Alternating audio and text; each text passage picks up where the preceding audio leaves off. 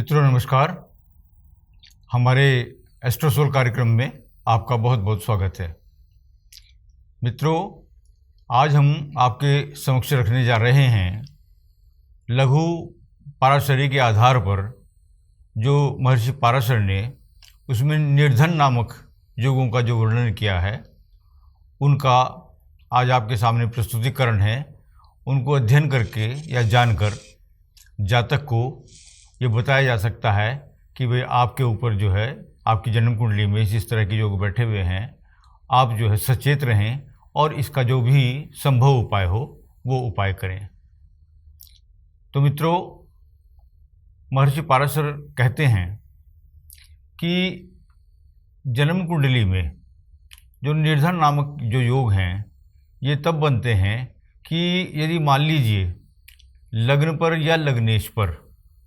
पंचम या नवम भाव के स्वामी की न तो दृष्टि हो न उनके साथ कोई युति हो, तो ऐसी स्थिति में जातक की स्थिति धन के मामले में थोड़ी कमज़ोर रहती है। दूसरे, यदि सब चीज़ें धनात्मक हैं, पॉजिटिव हैं, लग्नेश अच्छी स्थिति में है और उसका जो संबंध है वो पंचमेश या नवमेश से भी बन रहा है, किंतु साथ ही उन पर त्रिषडाय की या छठे आठवें भाव त्रिक भाव की या उस पर मार्केश की यदि दृष्टि है या उनके साथ लग्नेश की युति है, तो ऐसी स्थिति में भी जातक की स्थिति धन के मामले में खराब रहती है। बल्कि मार्केश की यदि युति है या मार्केश के साथ यदि संबंध बन रहा है तो ऐसी स्थिति में आयु दोष भी कहा जाता है। तो मित्रों, सर्वप्रथम इसको इस प्रकार से देखते हैं। वो कहते हैं कि यदि लग्नेश व्ययेश के साथ बैठा हुआ है या व्यय भाव में बैठा हुआ है या व्ययेश के साथ में उसकी युति है या व्ययेश लग्न में है और लग्नेश व्यय स्थान में है और उस पर किसी पाप ग्रह की दृष्टि है,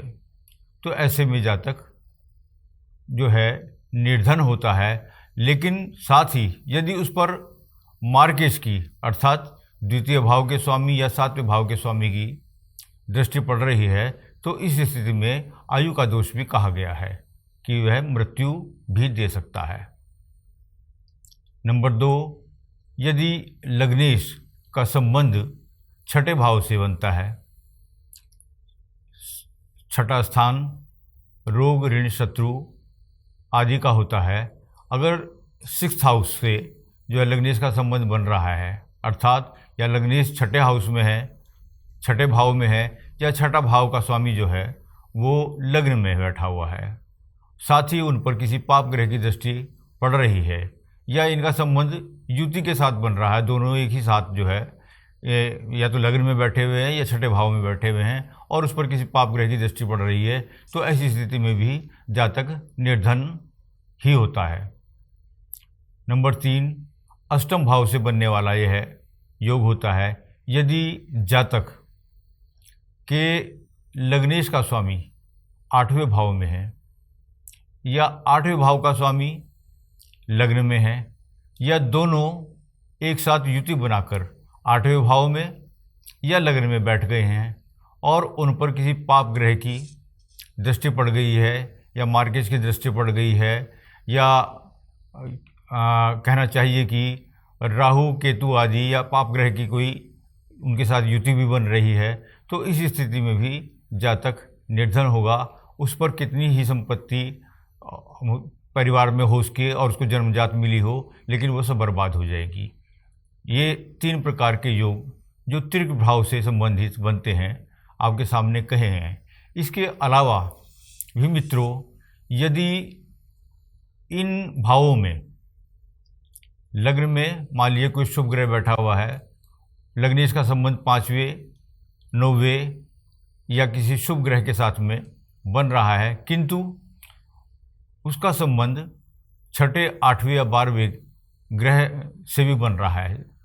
छठे 8वें 12वें भाव के स्वामी के साथ या तो उसकी युति हो या उसका दृष्टि संबंध हो, तो भी इस स्थिति में कितना ही जातक प्रभावशाली ग्रह के साथ बैठा हो, शुभ ग्रह के साथ बैठा हो, बलवान होकर बैठा हुआ हो, किंतु वह भी सब जो है उसको हानि में परिवर्तित कर देगा। उसके पास कितना ही धन हो वो सब जो है समाप्त हो जाएगा। ये लग्न से बनने वाले धन नाश करने वाले योगों को उन्होंने इस प्रकार से बताया है। इसके अतिरिक्त वे धन भाव से, अर्थात जो द्वितीय भाव है जन्म कुंडली का, जिसे धन भाव कहा जाता है, कुटुंब भाव भी कहा जाता है, उस भाव के साथ भी लगभग यही स्थिति होती है। यदि धन भाव का स्वामी रोग ऋण शत्रु अर्थात छठे भाव के स्वामी के साथ बैठे, उसके साथ युति करे, या उसके छठे भाव का जो स्वामी है वो धन भाव में बैठे, तो भी जातक को धन नाश हो जाएगा और धनहीन हो जाएगा। इसके अलावा यदि धनेश आठवें भाव से संबंध करे, आठवें भाव का स्वामी धन भाव में हो, धन भाव का स्वामी आठवें भाव में हो, या दोनों एक साथ युति बनाकर एक जगह बैठे और इन पर किसी पाप ग्रह की दृष्टि भी हो, तो भी इसमें धन नाश कहा गया है। इसी प्रकार से धन भाव के स्वामी का संबंध 12वें भाव के स्वामी के साथ में भी, जिसे व्ययेश कहा जाता है, उसके स्वामी के साथ भी यदि कोई संबंध बनता है द्वितीय भाव का, व्ययेश यदि द्वितीय भाव में हो या द्वितीय भाव का स्वामी व्ययेश में हो, व्ययेश के साथ बैठा हुआ हो, तो भी यही स्थिति बनती है। शर्त यही है कि इनके साथ में पाप ग्रह का या तो उसके साथ युति हो या उसकी दृष्टि संबंध हो, तो धननाश कहा जाता है। क्योंकि इनके साथ में 5वें और 9वें जो भाव हैं इनका अभाव लिखा गया है, इस शुभ भावों का अभाव लिखा गया है कि इनके स्वामियों की युति या दृष्टि संबंध इनके साथ में नहीं होना चाहिए, तो ये धननाश कहा जाता है। इसके अतिरिक्त मित्रों, मान लीजिए धन स्थान पे सूर्य बैठा हुआ है, चाहे वह अपनी राशि या मित्र की राशि का ही होकर बैठा हुआ है, तो ऐसी स्थिति में वह जो है वो धन का योग बनाता है। किंतु यदि किसी पाप ग्रह की दृष्टि उस भाव पर पड़ जाती है, तो भी वह वहाँ पर जो है वो लाभ नहीं करता है। कोई शुभ भाव, इसमें द्वितीय भाव में कोई शुभ ग्रह बैठा हुआ है, मान लीजिए बृहस्पति बैठा हुआ है, तो वहाँ शुभता उत्पन्न करेगा और जातक को धनवान बनाने का प्रयास करेगा। किंतु यदि बुध की दृष्टि उस पर पड़ जाए तो वो सारी स्थिति बिल्कुल नेगेटिव हो जाएगी और उस स्थिति में भी जातक धनहीन हो जाएगा। तो मित्रों, इस प्रकार से कुल मिलाकर हम कह सकते हैं कि कोई भी जातक जिसकी जन्म कुंडली में उसके लग्नेश की स्थिति, चाहे वह बलवान है, चाहे वह शुभ ग्रह है, चाहे वह अच्छे ग्रहों के साथ, शुभ ग्रहों के साथ युति किए हुए हैं, शुभ भाव में बैठा हुआ है, किंतु यदि उसके साथ में पाप ग्रहों की, मार्केश की या त्रिक भावों के स्वामियों की युति अथवा दृष्टि संबंध होता है, तो जातक निर्धन होता है। चाहे उसे कहीं से भी किसी भी प्रकार से, चाहे कुल की परंपरागत रूप से ही उसको कितना ही धन मिला हो, किंतु वह धन का उपभोग नहीं कर पाता है और वह धनवान से धनहीन बन जाता है। इस प्रकार से जो महर्षि पाराशर ने इन योगों को बताया है कि जातक जन्म कुंडली में इस प्रकार के ग्रह होने पर धनहीन बन जाता है। मित्रों, जब हम ये जान लेते हैं कि इन ग्रहों के कारण हमारी जन्म कुंडली में ये दोष उत्पन्न हुआ है, तो हमें उसे ठीक करने के लिए यंत्र, मंत्र, तंत्र, जप, दान,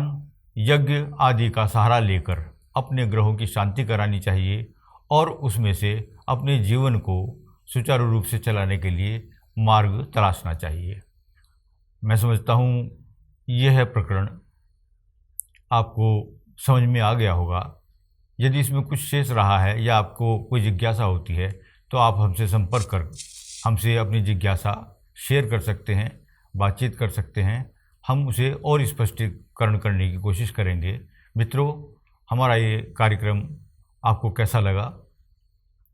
संभवतः अच्छा लगा होगा। यदि यह कार्यक्रम आपको अच्छा लगा है तो प्लीज़ हमारे कार्यक्रम को लाइक करें, शेयर करें और हमारे चैनल को सब्सक्राइब करें। मित्रों, आज के लिए इतना ही पर्याप्त है।